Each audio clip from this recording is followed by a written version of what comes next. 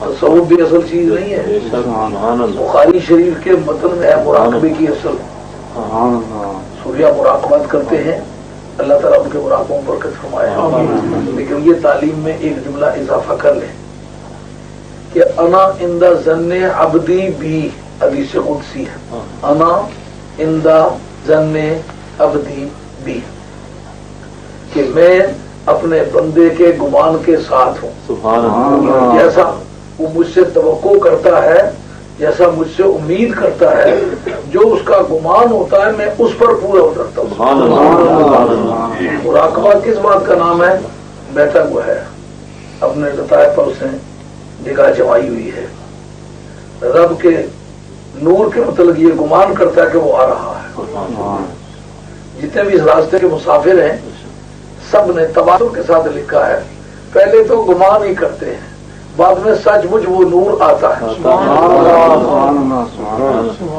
پہلے تو وہ صرف نور دکھائی دیتا ہے, لیکن کب دکھائی دیتا ہے؟ جو آنکھیں بند کر دیکھے اسے دیدار ہوتا ہے.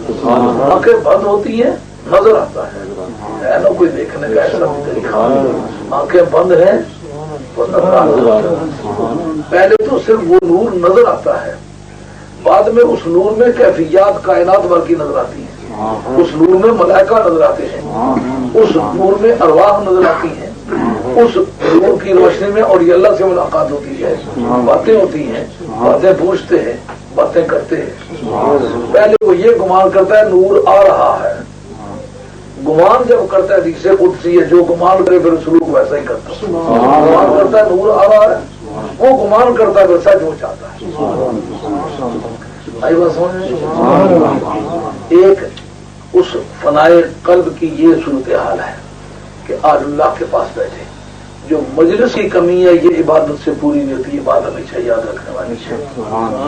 یہی وجہ ہے عبادت آج بھی ہم کر سکتے ہیں, لیکن سرکار کی مجلس میں جو بیداری میں جیتے جاگتے بیٹھنے کا چانس ہے وہ جاتا رہا ہے. اگر کل روئے زمین کے جتنے بھی اولیاء اللہ جس دن سے صحابہ و تابعین دنیا سے گئے ہیں سب کو اکٹھا کیا جائے, ایک ترازو پر رکھا جائے, ایک صحابی کے برابر بنایا جائے, نہیں بن سکتا. کیا وجہ ہے؟ اس کو جس کی صحبت میسر آئی ہے نا, اس صحبت کا جوڑ کوئی نہیں, اس لیے کہ اس صحبت میں بیٹھنے والے کا جوڑ کوئی نہیں. تو آپ کو یہ بات سمجھ آئی کہ نہیں آئی کہ سب عملوں سے اچھا عمل سنگت ہے. جن نام ولیوں کے لیے ہیں, بابا بدھو صاحب رحمۃ اللہ علیہ, میاں صاحب عارف کھڑی کے دادا مرشد, میاں غلام محمد صاحب پلیر شریف والوں کے جو مرشد سے بابا بدھو رحمۃ اللہ علیہ 48 برتوام نکایا.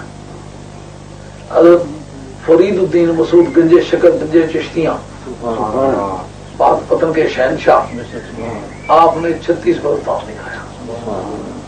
سب رضائی الہی کے لیے کیا. اگر ایسے لوگ اتنے اچھے اعمال والے وہ سارے موجود ہیں تو اس ایک آدمی جس کے نامہ اعمال میں کوئی مال روزہ زکات کوئی عمل نیک ہے ہی نہیں سوائے سرکار کی منزل سے بیٹھیں گے, اگر وہ اس پر سبقت لے گیا تو آپ کو ماننا پڑے گا جو صحبت کا درجہ بنتا ہے وہ کسی عبادت کا نہیں بنتا. جو دور دور کے سفر کر کے ولیوں کے پاس جا کے مجلس میں بیٹھ کے صحبت مجلس پیر میرے بھی بہتر نفل نماز.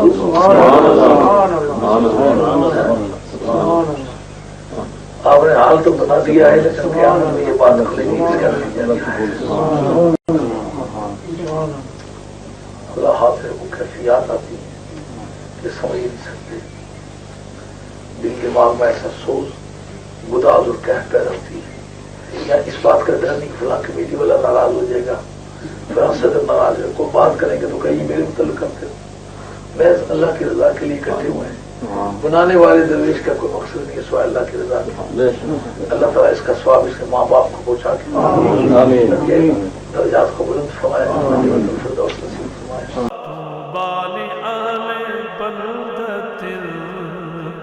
فيها النبي المهتشم